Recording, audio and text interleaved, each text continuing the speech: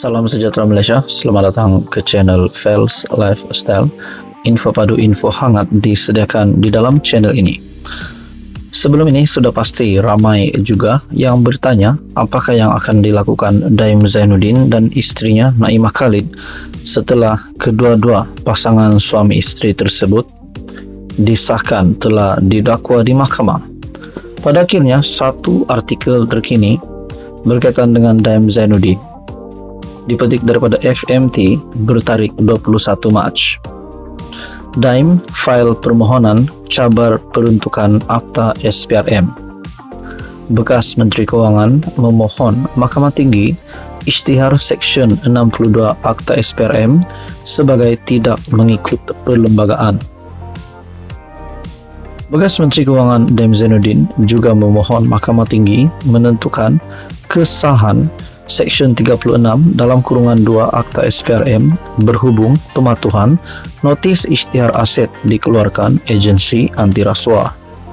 Daim Zainuddin memfailkan permohonan di Mahkamah Tinggi mencabar kesahan peruntukan mengikut Undang-Undang Anti Rasuah yang memerlukan individu dituduh kemuka pernyataan pembelaan sebelum perbicaraan. Bekas Menteri Kewangan memohon Mahkamah Tinggi mengisytiharkan Seksyen 62 Akta Suruhanjaya Pencegahan Rasuah Malaysia tidak mengikut perlembagaan.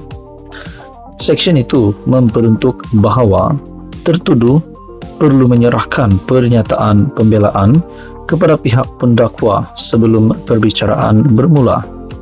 Pada 2017, Mahkamah Persekutuan mengekalkan kesahan Seksyen 62. Daim juga memohon Mahkamah Tinggi menentukan kesahan Seksyen 36 dalam kurungan 2 Akta sama berhubung pematuhan notis pengisytiharan aset dikeluarkan agensi anti rasuah itu. Pada 29 Januari, beliau mengaku tidak bersalah atas satu pertuduhan bawah Seksyen 36 dalam kurungan 2 kerana didakwa gagal mengisytiharkan pemilikan 38 syarikat, 19 plot tanah di Selangor, Negeri Sembilan, Pahang, Kedah dan Kuala Lumpur, termasuk 6 hartanah. Daim juga didakwa gagal isytihar pemilikan akaun amanah saham Nasional Berhad ASNB dan amanah saham Nasional ASN selain 7 kereta mewah. Istrinya Naimah Khalid juga minta dibicarakan bagi satu pertuduhan mengikut Seksyen 36 dalam kurungan 2. Naimah turut memohon Mahkamah Tinggi menentukan sama ada peruntukan itu mengikut perlembagaan. Mahkamah Session menetapkan 22 Mac bagi sebutan ke atas permohonan rujukan Daim dan Naimah. Apa komen anda berkaitan dengan isu ini? Sekian saja, teruskan bersama di dalam channel ini. Jangan lupa tekan butang like, share dan juga subscribe. Halo semua, salam sejahtera Malaysia. Selamat datang ke channel Fels Lifestyle. Isu hangat hari ini yang saya nak kongsikan kepada anda sudah pasti tular di media sosial, di mana-mana platform media sosial, YouTube, Facebook, Google Chrome, WhatsApp dan di mana juga menyebut berkaitan dengan isu stalking kekemat, yaitu yang tertera kalimah Allah. Dan ini satu perkara yang amat sensitif dan perkara ini tidak boleh menjadi ikutan. Saudara-saudara, kita hidup di Malaysia ini berbilang agama, berbilang kaum, berbilang bangsa. Nah, kita perlu menghormati satu dengan yang lain. Nah, saudara-saudara, terdapat satu maklumat hari ini yang bagi saya pasti memberikan kejutan besar kepada politik Malaysia dan juga istana negara. Baginda yang di-Pertuan Agong ke-17, Sultan Ibrahim, sudah bertitah berkaitan dengan perkara ini. Bahkan yang di-Pertuan Agong ke-17, Sultan Ibrahim, sudah disahkan murka berkaitan dengan isu ini. Nah, terdapat satu lagi kejutan, terdapat satu dapatan ataupun maklumat yang saya lihat daripada harapandaily.com bertarikh 19 Mac. Penghinaan kepada raja-raja dibuat secara terancam. Isu penjualan stalking tertera kalimat Allah.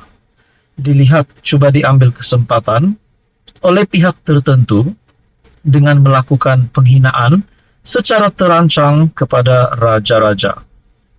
Tersebar banyak hantaran di Facebook daripada pengguna berbeza yang menggunakan ungkapan sama susulan kes yang disiasat polis, membabitkan penjualan stocking itu di kedai serbaneka kekemat di Sunway Selangor. Bila jadi isu kekemat ni, baru aku sedar kat Malaysia ni hina Raja Sultan lebih sensitif di mata pemimpin berbanding hina Allah dan Islam ya, kata kenyataan itu. Seperti yang saya akan kongsikan di dalam video ini juga. Ungkapan tersebut dikenal pasti muncul dalam sejumlah akaun pengguna Facebook dengan sedikit perubahan pada beberapa perkataan tertentu. Perubahan itu seperti kita bagi menggantikan aku dan hina kepada sentuh isu. Kenyataan yang dibuat oleh pihak tidak bertanggung jawab itu dilihat cuba memainkan sentimen isu 3R, yaitu agama, kaum diraja di media sosial. Dan ada satu perkara yang saya nak kongsikan di dalam artikel perkongsian daripada harapandaily.com ini. Saya makan Harapan Daily mendapati rata-rata individu yang memuat naik hantaran tersebut merupakan penyokong Perikatan Nasional. Malah ada individu yang memegang jawatan dalam Pemuda PAS dan pengarah Penaziran Sekolah Rendah Integrasi Teras Islam SRITI Malaysia, kendalian sayap pemuda parti pembangkang itu. Namun terdapat individu yang dilihat memadam hantaran, yang dilihat menghasut dan menyemai kebencian kepada kerajaan Madani itu. Nah, tuan-tuan dan puan yang amat dihormati, adakah dengan ini seperti laporan ataupun kenyataan daripada Harapan Daily yang menyatakan rata-rata individu yang memuat naik hantaran tersebut merupakan penyokong PN, dan juga ada individu yang memegang jawatan dalam Pemuda PAS. Adakah di sini PAS dan PN sengaja untuk memainkan sentimen isu 3R, yaitu agama, kaum diraja di media sosial? Tuan-tuan dan puan, sudah pasti perkara ini amat sensitif. Di dalam laporan ataupun artikel daripada Harapan Daily juga menyebut siasatan PDRM berhubung kebiadaban penjualan stocking berkalimah Allah itu bertumpu kepada vendor atau pengedar produk berkenaan ke pasaran. Timbalan Menteri Dalam Negeri Datuk Seri Dr. Syamsul Anwar Nasarah memberitahu Dewan Rakyat bahawa satu kertas siasatan telah dibuka di bawah Seksyen 298E Kanun Keseksaan dan Seksyen 233 Akta Komunikasi dan Multimedia 1998.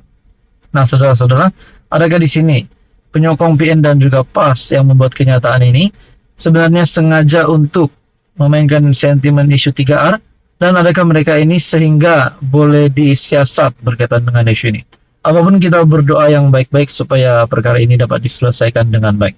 Apa komen Anda? Sekian saja, teruskan bersama di dalam channel ini untuk info yang seterusnya.